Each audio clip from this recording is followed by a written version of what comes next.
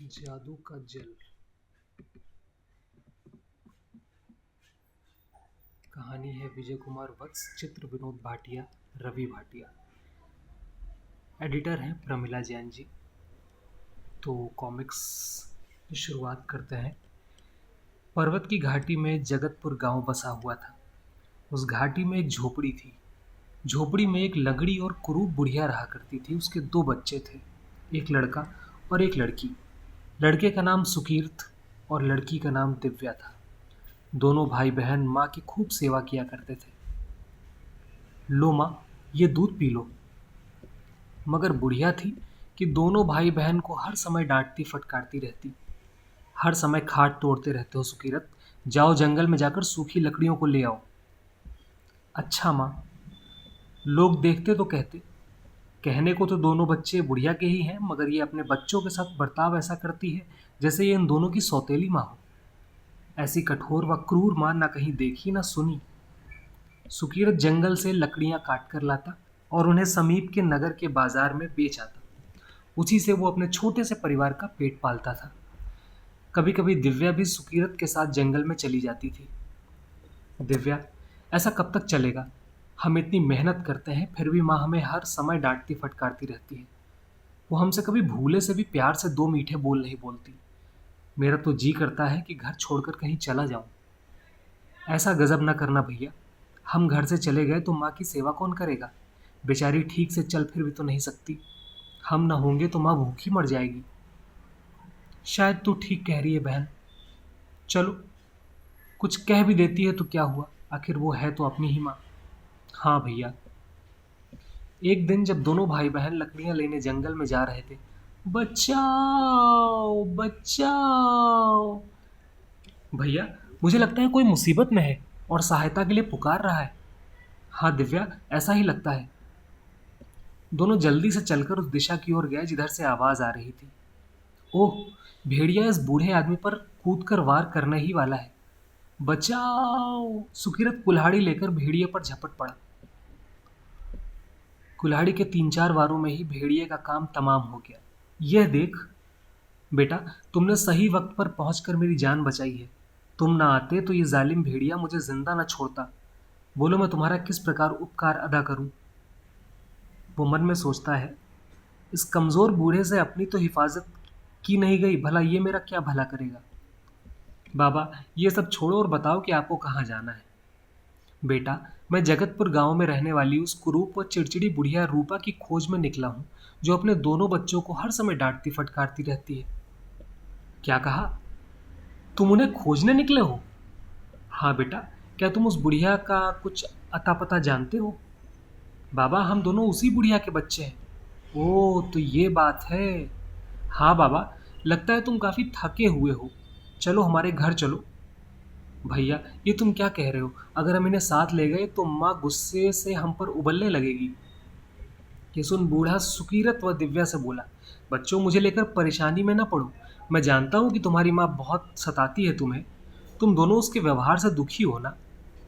मगर बाबा, तुम ये सब बातें कैसे जानते हो?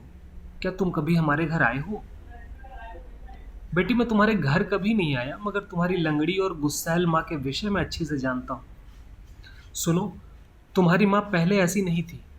तब वो बहुत ही कृपालु और सुंदर थी। अच्छा। हाँ बेटा, तब तुम्हारे पिता ठाकुर यशदेव भी जीवित थे। वे ब्रह्मपुर गांव के जमींदार थे। नौकर चाकर उनके आगे पीछे घूमते थे। एक दिन वे अपनी पत्नी से बोले, रूपा, सुकीरत व दिव्या बड़े हो गए हैं, क्यों ना इन्हें पालवन में स्थित काली माँ के मंदिर के दर्शन करा लाएं। आप ठीक कह रहे हैं ठाकुर। काली माँ हमारे कुल की आराधना देवी हैं। बच्चों को उनके दर्शन करा ही लाने चाहिए। उसी दिन ठाकुर यशदेव अपने परिवार के साथ रथ में बैठकर देवी दर्शन के लिए पालवन की ओर चल दिए। जैसे ही उनके रथ ने पालवन में प्रवेश किया, रास्ते में अचानक तेज आंधी चलने लगी और घोड़े बिगड़ गए। देखते देखते घोड़े रथ समेत उलट गए। रूपा की चेतना लुप्त हो गई। जब उसे होश आया तो उसने स्वयं को एक गुफा में लेटी पाया। तभी उसकी दृष्टि गुफा में बैठे आदमी पर पड़ी। तुम तुम कौन हो? मेरा नाम जमसेन है रूपा।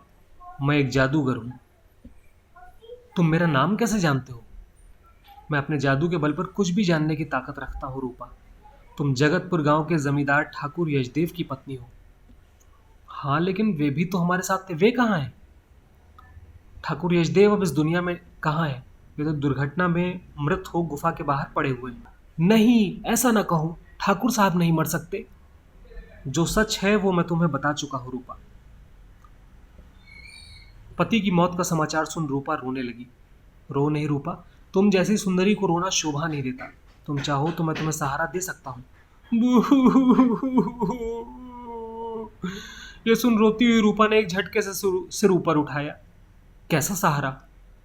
मैं तुमसे विवाह करने को तैयार हूं। शर्त यह है कि तुम्हें इन दोनों को छोड़कर मेरे साथ रहना होगा। जानते हो तुम क्या कह रहे हो? मैं एक ठाकुर की पत्नी हूं और इन दो बच्चों की मां हूं। मेरी ओर बुरी दृष्टि डालते तुम्हें तनिक भी लज्जा नहीं आई? लज्जा कैसी? जो मेरे मन में था वो मैंने तुमसे कह दिया। तो कान खोलकर सुन लो धूर्त जादूगर, तेरी मंशा कभी पूरी नहीं होगी। पति मर गया तो क्या हुआ? मैं इन फूल से दोनों बच्चों के सहारे अपना शेष जीवन काट दूंगी, पर तेरे मुंह पर थूकूंगी भी नहीं। ओह, बहुत अभिमान है तुम्हें अपने पर।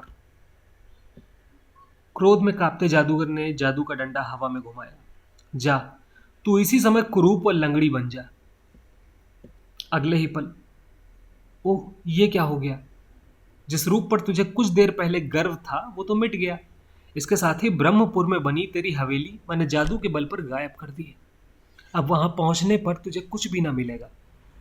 ओह, एक बात और सुन ले। जिन दोनों बच्चों के मोह में पड़कर तूने मेरा तिरस्कार किया था, उन्हीं बच्चों को तू जीवन भर प्यार ना कर सकेगी। यदि भूल कर भी कभी तूने बच्चों को प्यार किया तो तेरे ये दोनों बच्चे तुरंत ही पत्थर के बन जाएंगे। नहीं, ऐसा जुल्म ना करो मुझ पर। बच्चों को प्यार किए बिना मैं कैसे जीवित रह पाऊंगी? तुझे जीवित रहना होगा रूपा, ताकि तू जीवन भर ये सोच सोच कर घुलती रहे कि मेरी बात ना मानकर तूने अच्छा किया या बुरा। जालिम, तुझे जो करना था वो तूने कर लिया। जा, मैं भी तुझे शाप देती हूँ कि एक दिन तेरा तेरा जादू ही तुझे ले डूबेगा। तब सब तुझसे घृणा करेंगे, कोई भी तुझे पास नहीं बिठाएगा। वो दिन मेरी जिंदगी में कभी नहीं आएगा मूर्खा। अट्टहास करता हुआ वो जादू के बल पर अदृश्य हो गया। तब रूपा बच्चों के साथ गुफा से बाहर आई। स्वामी, तुम मुझे छोड़कर क्यों चले गए?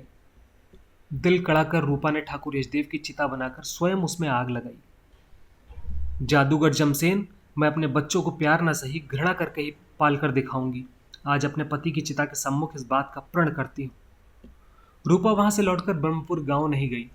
वो जगतपुर गांव में झोपड़ी बनाकर तुम दोनों के साथ रहने लगी। बाबा, आप ये सब कैसे जानते हैं?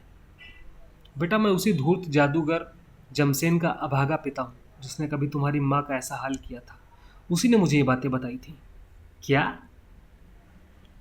हाँ बेटा, उसी के भय से तुम्हारी माँ चाह कर भी तुमसे प्यार नहीं कर पाती है। इस डर से कि कहीं तुम दोनों पत्थर के ना हो जाओ, वो तुमसे प्यार से ना बोलकर हर दम तुम्हें डांटती डपटती रहती है। ओह, तो माँ के विचित्र व्यवहार का ये रहस्य है। बाबा, माँ के ऊपर चढ़े जादू को क्या आप उतार नहीं सकते? बेटी, उतार तो सकता हूँ। पेशे से मैं भी एक जादूगर हूँ। वैसे एक जादूगर दूसरे जादूगर के जादू के बीच में नहीं पड़ता है। हाँ, तुम चाहो तो मैं अपने बेटे के जादू से तुम्हारी माँ की मुक्ति का उपाय बता सकता हूँ। वो उपाय क्या है बाबा? बेटा, पालवन की एक गुफा में मेरे बेटे जमसेन ने जादू की देवी की एक मूर्ति स्थापित की हुई है। तुम्हें जादूवन में जाकर वहां से जादू के सरोवर से जल लाकर जादू की देवी की उस मूर्ति को उससे स्नान कराना होगा। तभी जादू की देवी तुमसे प्रसन्न हो सकती है। बाबा, उस गुफा में तो तुम्हारा जादूगर बेटा जमसेन रहता होगा। वो मुझे उस गुफा में भला कैसे घुसने देगा? जमसेन अब जीवित कहाँ है बेटा? अपने कुकर्मों के कारण वो तो कब का मर चुका है। क्या? हाँ बेटा, वो जीवन भर जादू के बुरे कार्यों में प्रयोग करता रहा। इससे जादू की देवी ने रुष्ट होकर उससे जादुई शक्ति छीन ली और उसे कोढ़ी बना दिया। ओह, कोढ़ी होने के बाद उसके शरीर के अंग गल गल कर जमीन पर गिरने लगे। लोग उससे घृणा करने लगे, कोई भी उसे अपने पास ना बिठाता। अपनी ऐसी दुर्दशा होने पर उसे वो पाप याद आए जो उसने अपने जीवन काल में किए थे। तभी उसने एक दिन मुझे तुम्हारी माँ पर किए अत्याचार के बारे में बताया। आज से 10 दिन पूर्व ही उसका देहांत हुआ है। तब से ही मैं तुम्हारी माँ की खोज में निकला हुआ हूँ। ओह बाबा, आपने यहाँ आकर और हमें सब कुछ बताकर हम पर बहुत बड़ा उपकार किया है। तो जाओ बेटा, अब वैसा ही करो जैसा मैंने तुम्हें समझाया है। जादू नगरी जाकर जादुई जल ले आओ। जी बाबा। तब बूढ़े ने उसे एक चाबी दी। बेटा, जादूवन के चारों ओर ऊंची ऊंची चार दीवारी है। उसके मुख्य दरवाजे पर जादू का एक ताला लगा है जो इस चाबी से ही खुलेगा। सुकीर्त ने बूढ़े से चाबी ले ली। बेटा, एक बात और ध्यान से सुन लो। जादू वन में तुम्हें एक जादुई चिड़िया मिलेगी। वो तुमसे जो कुछ भी कहे तुम उसका उल्टा ही करना। जादू के सरोवर के तट पर एक पत्थर की मूर्ति है। वो उदास मुद्रा में चुपचाप बैठी एक स्त्री की मूर्ति है। वास्तव में वो मूर्ति उस सरोवर की रखवाली करती है। उस सरोवर से वही व्यक्ति जादू का जल ला सकता है जो पहले उस जादुई मूर्ति को हंसा दे। ओह, ये तो कठिन कार्य है। फिर भी मैं इसे सिद्ध करने की भरसक कोशिश करूंगा। जाओ, भगवान तुम्हारे ध्येय में सफलता प्रदान करे। भैया, अब करना क्या है? पहले जंगल से लकड़ियां काटकर उन्हें बेच आते हैं, फिर घर चलेंगे। उन्होंने ऐसा ही किया। चलो दिव्या, अब घर चलें। घर आकर सुकीरत ने लकड़ी को बेचकर प्राप्त हुआ धन माँ को दे दिया। ठीक है, जाओ दोनों जाकर खाना खा लो। खाना खाकर जब वे झोपड़ी के बाहर चारपाई पर लेटे तो रात हो चुकी थी। भैया, अब? दिव्या, आज आधी रात के बाद मैं चुपचाप जादूवन की ओर उठकर चला जाऊंगा। तुम अकेले जाओगे भैया? मैं भी तुम्हारे साथ चलूंगी। नहीं दिव्या, दोनों को जाना ठीक नहीं। तुम यहीं रुककर माँ की देखभाल करना। मैं शीघ्र ही वापस लौट आऊंगा। ठीक है भैया, जैसा तुम कह रहे हो मैं वैसा ही करूंगी। अर्धरात्रि होने पर दिव्या, झोपड़ी में से माँ के खर्राटों की आवाज़ आ रही है। ऐसे में मुझे यहाँ से निकल जाना चाहिए। आप ठीक कह रहे हैं भैया। सुकीरत दबे पांव उठा और वहां से चल दिया। माँ का ख्याल रखना दिव्या। अच्छा। भगवान मेरे भैया की रक्षा करना। जब सुकीरत जादूवन के बंद द्वार के पास पहुंचा तो दिन निकल आया था। मुझे यहीं पर रुककर रात होने की प्रतीक्षा करनी होगी, तभी मैं इस जादू नगरी में प्रवेश करूंगा। इधर सुबह होने पर जब सुकीरत की माँ ने उसे अपने स्थान से गायब पाया तो, दिव्या, तेरा भाई सुकीरत कहाँ है? पता नहीं माँ, सुबह जब मैं नींद से जागी तो मैंने उसकी चारपाई को खाली पाया था। बहुत खोजने पर भी जब उसे सुकीरत नहीं मिला। मैं तो कहती हूँ कि वो जहाँ कहीं भी गया है वहाँ से वापस लौट कर ना आए। माँ, मैं तुम्हारे दर्द को अब भली प्रकार समझ रही हूँ। मन में औलाद के प्रति प्यार होते हुए भी तुम्हें मजबूरन अपनी संतान को कोसना पड़ रहा है। उधर सुकीरत दिन भर इधर उधर टहलता रहा। जब रात हो गई तो उसने बूढ़े जादूगर के द्वारा दी गई चाबी को ताले में लगाया। ताला तुरंत ही खुल गया। तब उसने विशाल द्वार को खोला। वो द्वार खुल जाने पर उसने जादू नगरी के अंदर कदम रखा। तत्काल ही एक चिड़िया उड़कर उसके पास आई। आओ सुकीरत, जादू नगरी में तुम्हारा स्वागत है। लगता है ये वही चिड़िया है जिसके बारे में मुझे जब बूढ़े जादूगर ने सावधान किया था। सुकीरत को सोच में पड़ा देखकर चिड़िया ने उससे कहा, सुकीरत, किस सोच में पड़े हो? उत्तर दिशा की ओर कदम बढ़ाओ। जो बात ये मुझसे कहेगी उसका उल्टा करना है। ये सोचकर सुकीरत ने दक्षिण दिशा की ओर कदम बढ़ा दिए। ये देख सुकीरत, बड़े बदतमीज हो तुम तो। तुमने मेरा कहना नहीं माना। मैं अपनी मर्जी का मालिक खुद हूं, मैं तुम्हारा कहना क्यों मानूं? सुकीरत कुछ कदम आगे ही बढ़ा था कि ओह, आग का दरिया। सुकीरत, भूल कर भी इस आग के दरिया पर न चलना, वरना जलकर भस्म हो जाओगे।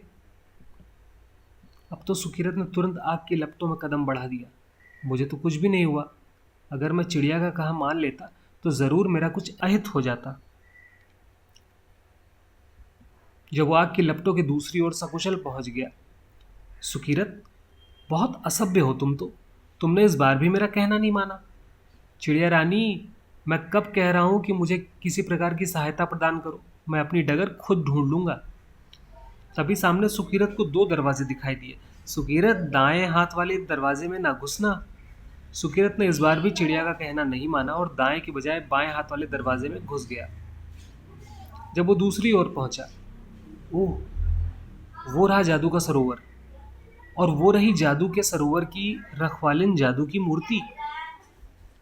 जब सुकीरत उस मूर्ति के पास पहुंचा, सुकीरत, तू यहां तक तो बिना किसी परेशानी के पहुंच गया। अब देखती हूं कि तू इस मूर्ति को हंसाकर किस प्रकार जादू का जल ले जाने में सफलता प्राप्त करता है। चिड़िया, भगवान ने यदि मेरा साथ दिया तो मैं इस कार्य में भी सफलता प्राप्त कर लूंगा। सुकीरत उस मूर्ति के समीप बैठ गया। अब मैं इस पत्थर की मूर्ति के होठों पर हंसी कैसे लाऊं? तभी उसे ध्यान आया, जब हम छोटे थे तो जगतपुर गांव में रामू काका बच्चों को हंसी की ऐसी मज़ेदार कहानी सुनाया करते थे कि हमारे पेट में हंसते हंसते बल पड़ जाते थे। क्यों ना मैं वो कहानी इस मूर्ति को सुनाऊं? क्या पता उस कहानी को सुन इस मूर्ति के होठों पर भी हंसी आ जाए। ये सोच सुकीरत पत्थर की मूर्ति से बोला, सरोवर की रखवालिन, मैं तुम्हें एक कहानी सुनाने जा रहा हूँ। यदि उसे सुनकर तुम्हें हंसी आए तो हंसी को रोकना मत और जी खोल कर हंसना। सुनो, दीनापुर गांव में सोन सिंह नाम का एक चतुर महाजन रहता था। वो अपनी चतुराई से गरीब लोगों को कम ऋण देकर उनसे दुगना पैसा वसूल किया करता था। सब लोग उसकी इस चालाकी को जानते समझते थे, फिर भी उससे जरूरत पड़ने पर ऋण लिया करते थे। उसी गांव में कुशल नाम का एक बुद्धिमान आदमी रहता था। अपने किसी संबंधी के पास एक दिन वो आया। सोन सिंह महाजन के हाथों गरीब व लाचार लोगों को ठगे जाते देख उसने सोचा, महाजन जी, मैंने तो आपसे 2 स्वर्ण मुद्राएं ऋण में ली थी। आप कह रहे हैं कि मैं आपको 10 स्वर्ण मुद्राएं दूं? मैं और मेरा बही खाता झूठ बोल रहा है क्या? चल जल्दी से 10 स्वर्ण मुद्राएं निकाल। इस सूदखोर महाजन को सबक सिखाना ही होगा। अगले ही दिन जब कुशल अपने संबंधी के साथ उसके खेतों पर घूमने गया, ओह, सूदखोर महाजन दूसरे गांव के कर्जदारों से कर्ज वसूल करके घर वापस लौट रहा है। भाई, तुम कैसे महाजन की ज्यादतियां सहन कर लेते हो? इसे मजा क्यों नहीं चखाते? कौन इस जुल्मी के मुंह लगे कुशल? ये बहुत ही जालिम व चालाक है। मैं आज इसे मजा चखा कर ही रहूंगा। तुम? लेकिन कैसे? बस तुम यहीं चुपचाप बैठे रहो, मैं बकरी और रस्सी लेकर राह में बने उस कुएं पर जाता हूँ। कुशल बकरी और रस्सी को लेकर कुएं की ओर चल दिया। कुएं पर पहुंचकर उसने बकरी को कुएं में धक्का दे दिया। तभी वो घोड़े पर सवार थका हारा वही महाजन आ पहुंचा। भाई, थोड़ा सा पानी पीने को मिलेगा? पानी? यहाँ कहाँ? हाँ, थोड़ा बहुत ही होगा। बकरियों के कुएं में पानी रह ही कहाँ पाता है। बकरियों का कुआं? और क्या, इसमें इतने अचंभे की क्या बात है? देख नहीं रहे हो कि मैं क्या कर रहा हूं? ये कह कुशल ने जोर लगाकर रस्सी में बंधी बकरी को कुएं से खींच लिया। देखा, ये बकरी तुमने कुएं से निकाली है? क्या इसके भीतर बहुत सारी बकरियां हैं? और नहीं तो क्या, आसमान से निकली है। तुमने सुना नहीं, ये बकरियों का कुआं है। मेरा जब जी चाहता है इस कुएं से उतनी ही बकरियां निकाल लेता हूं। बकरियां हैं नहीं, पर जब चाह बकरियां तैयार कर लेते हैं। वो किस तरह से? अरे भाई, सीधा साधा हिसाब है। रात को इस कुएं में बकरी के सींग डाल दो और सुबह बदले में बकरी को ऊपर खींच लो। जितने सींग डालोगे कुएं से उतनी ही बकरियां तैयार मिल जाएंगी। ये सुन सोन सिंह ने सोचा, ये तो बड़े फायदे का काम है। लोगों को कर्ज देने व फिर कर्ज उगाहने के काम से तो ये कई गुना अधिक लाभ का काम है। उसने कुशल से कहा, इस कुएं को मुझे बेचोगे? उचित दाम दोगे तो बेच भी सकता हूं। ठीक है, तुम मुझसे 5 स्वर्ण मुद्राएं ले लो और बदले में ये कुआं मुझे दे दो। वाह, क्या अजब खरीदार हो! केवल 5 स्वर्ण मुद्राओं के बदले ये कीमती कुआं बेच दूं। भाई, भाई मेरे, ये कुआं गांव में है ना, इसलिए इसकी कीमत नहीं। अगर यही कुआं शहर में होता तो लाखों में बिकता। अच्छा ठीक है, 10 स्वर्ण मुद्राएं ले लो। नहीं नहीं, रहने दो, इस कुएं को खरीदना आपके बूते से बाहर की चीज है। अच्छा, 15 स्वर्ण मुद्राएं ले लो, पर मना ना करो। आप जाइए, आप अपना काम कीजिए। भला कहीं इतनी कम स्वर्ण मुद्राओं में इतना कीमती कुआं बिकता कहीं देखा है कहीं आपने? ओह, तुम तो जिद पर ही अड़ गए हो। ठीक है, अब मैंने मन में ठान ही ली है तो तुमसे ये कुआं खरीद कर ही रहूंगा। फंसा शिकार जाल में। सोना सिंह ने वो सारी स्वर्ण मुद्राएं जो वो कर्जदारों से उगा कर ला रहा था कुशल के सामने रख दी। इतनी सारी स्वर्ण मुद्राओं के बदले में तो मुझे कुआं बेच ही दो भाई। है तो ये मुद्राएं भी कम, पर आप बहुत आग्रह कर रहे हैं तो मैं ये कुआं आपके हाथों बेचता हूँ। आपको निराश भेजना मुझे अच्छा नहीं लग रहा है। कुशल स्वर्ण मुद्राओं की थैली उठाकर जब वहां से जाने लगा, भाई अपना नाम तो बताते जाओ। मेरा नाम है मैक हांगाऊ। मैं पास के पदमपुर गांव का निवासी हूँ। ये कह कुशल वहां से चल दिया। बड़ा अच्छा सौदा पटा आज। एक दिन में एक सींग भी कुएं में डालूंगा तो सुबह रोज एक बकरी मिल जाया करेगी। इस प्रकार एक महीने में 30 बकरी और साल में 365 बकरियां मुफ्त में मिल जाया करेंगी। वो खुशी खुशी गांव की ओर चल दिया। मैं आज ही बकरियों के सींग खरीद कर लाऊंगा और प्रतिदिन 8-10 सींग इस कुएं में डाल दिया करूंगा। अगले दिन आकर यहाँ से उतनी ही बकरियां ले जाया करूंगा। वो खुशी में पागल हुआ सोचता चला जा रहा था, जब मेरे पास सैकड़ों बकरियां होंगी तो मैं क्यों 7-8 सींग कुएं में डालूंगा। तब मैं सैकड़ों सींगों से कुएं को ऊपर तक भर दूंगा। 4-6 मोटे ताजे नौकर रख लूंगा। वो सारा दिन कुएं में से रस्सियों से खींच खींच कर बकरियां बाहर निकालते रहेंगे। इस तरह मैं एक दिन करोड़पति बन जाऊंगा। इधर कुशल अपने संबंधी के पास पहुंच गया। देखा, मैं उस सूदखोर का सारा धन उससे ठग लाया हूं। लेकिन कैसे उस मक्खी चूस ने तुम्हें इतना धन दे कैसे दिया? कुशल ने जब उससे सारी बात बताई। ओह कुशल, तुमने तो सोना सिंह को खूब मूर्ख बनाया। भला कहीं कुएं से बकरियां पैदा होती हैं? चालाक सोन सिंह तो इस बात पर विश्वास कर मेरे झांसे में आ चुका है। असली मजा तो तब आएगा जब सींग कुएं में डालने पर उसे कुएं से बकरियां नहीं मिलेंगी। इधर दीनापुर पहुंचकर सोना सिंह सबसे पहले कल्लन कसाई के दुकान पर गया। कल्लन, तुम्हारी दुकान में हलाल की गई बकरियों के जितने भी सींग हैं वह सब मुझे बेच दो। सब खैर तो है महाजन जी, आज सींगों के खरीदने की क्या जरूरत आ पड़ी? कल्लन, टोका टाकी मत करो और मैंने जो कहा है पहले उस काम को करो। ठीक है महाजन जी। कल्लन ने 10 सींग लगाकर लाकर उसके सामने रख दिए। लीजिए महाजन जी। ठीक है। सींगों का मूल्य देकर सोन सिंह उससे सींगों को खरीद लाया। अब मुझे इसी समय जाकर ये सींग उस कुएं में डाल देने चाहिए। वो उसी समय उस कुएं पर पहुंचा और उसने सारे सींग कुएं में डाल दिए। उस रात उसे नींद नहीं आई। कल सुबह वो दृश्य कितना अच्छा होगा जब मैं 10 जीती जागती बकरियां कुएं से खींचकर बाहर निकालूंगा। सुबह होने पर वो रस्सी लेकर कुएं पर पहुंचा। कुएं में तो एक भी बकरी दिखाई नहीं दे रही है। उसे सब्र नहीं हुआ और वो कुएं में उतर गया। पानी में तो सिर्फ बकरियों के वे सींग ही पड़े हुए हैं जो कल मैंने कुएं में डाले थे। वो परेशान सा कुएं से बाहर निकला। लगता है मैक हांगाऊ नाम का वो आदमी कल मुझे ठग गया। मुझे इसी समय उसके गांव जाकर उसकी अच्छी तरह खबर लेनी चाहिए। घोड़े पर चढ़ वो उसी समय पदमपुर गांव पहुंचा। क्या तुम मैक हांगाऊ को जानते हो? गांव वालों की समझ में नहीं आया कि सोन सिंह क्या कह रहा है। आप यही तो कह रहे हैं कि मैं कहाँ गाऊं? हाँ हाँ, मैं कहाँ गाऊं। इसमें पूछने की क्या बात है? गाना कोई बुरी बात नहीं है, आप यहीं गा सकते हैं। ये तुम क्या कह रहे हो? मैं ठीक कह रहा हूँ, इसमें पूछने की भला क्या बात है? आप निसंकोच गाना गा सकते हैं। मैं लुट गया। वो पाजी मुझे दिन दहाड़े लूट गया और तुम मेरा मजाक उड़ा रहे हो? अजीब आदमी है। पहले तो पूछ रहा था कि मैं कहाँ गाऊं, मैंने यहीं पर गाने की अनुमति दे दी तो अब मुझको धड़क रहा है। लगता है ये पागल है। तुम तो इसके मुंह ना लगो। अगले ही पल गांव वाले सोन सिंह को पत्थरों से मारने लगे। आह, मैं एक एक को देख लूंगा। मारो, पागल बचने न पाए। जैसे तैसे सोन सिंह जान बचाकर वहां से भागा। ओह, ये मैं किस मुसीबत में फंस गया। यहाँ तो जान के लाले पड़ गए। सुकीरत ने जब इतनी कहानी सुनाने के पश्चात पत्थर की मूर्ति की ओर देखा। ओह, मेरी सुनाई कहानी ने तो उदास पत्थर की मूर्ति के होठों पर हंसी ला दी है। अगले ही पल, सुकीरत, तुमने मुझे हंसाकर मेरा दिल जीत लिया है। पर यह तो बताओ, बाद में सूदखोर सोन सिंह का क्या हुआ?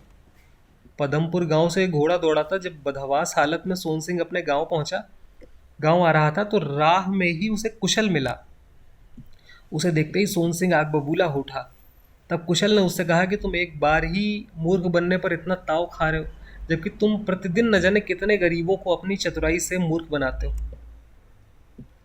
जरा सोचो, तुम्हारे हाथों मूर्ख बनकर उन गरीबों का क्या हाल होता होगा।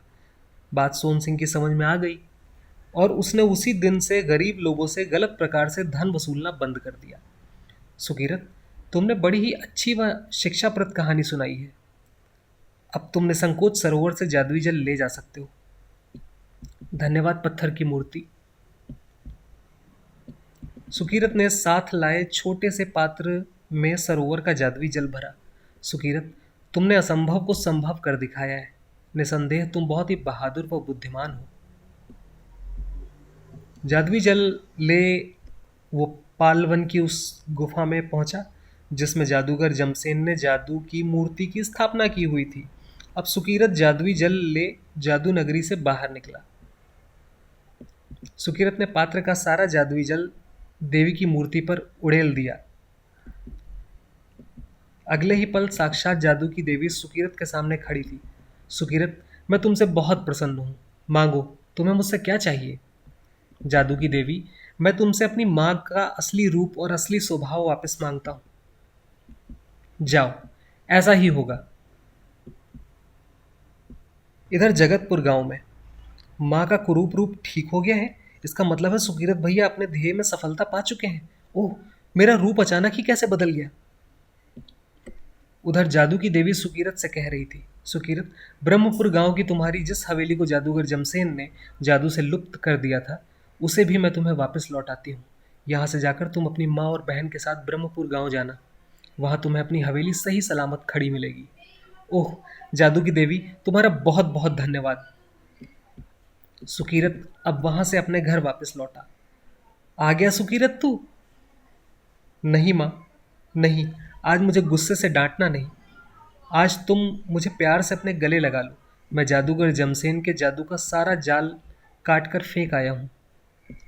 बुढ़िया ने दौड़कर सुकीरत को अपने सीने से लगा लिया। तब दिव्या भी आकर उसके सीने से लग गई। माँ, तेरे आंचल की छाँव के लिए हम बिल्कुल तरस गए थे। मेरे बच्चों, मैं बहुत अभागिन हूँ। जीवन भर तुम्हें प्यार करने को तरसती रही। सुकीरत अपनी माँ और बहन के साथ जब ब्रह्मपुर गांव पहुंचा, जमींदारनी जी कहाँ चली गई थी? आइए, हवेली में आपका स्वागत है। सुकीरत प्रसन्नतापूर्वक हवेली में रहकर अपनी माँ और बहन के साथ जीवन बिताने लगा। ये थी हमारी आज की प्रस्तुति। मिलते हैं अगली किसी अच्छी कॉमिक्स के साथ बहुत ही जल्द।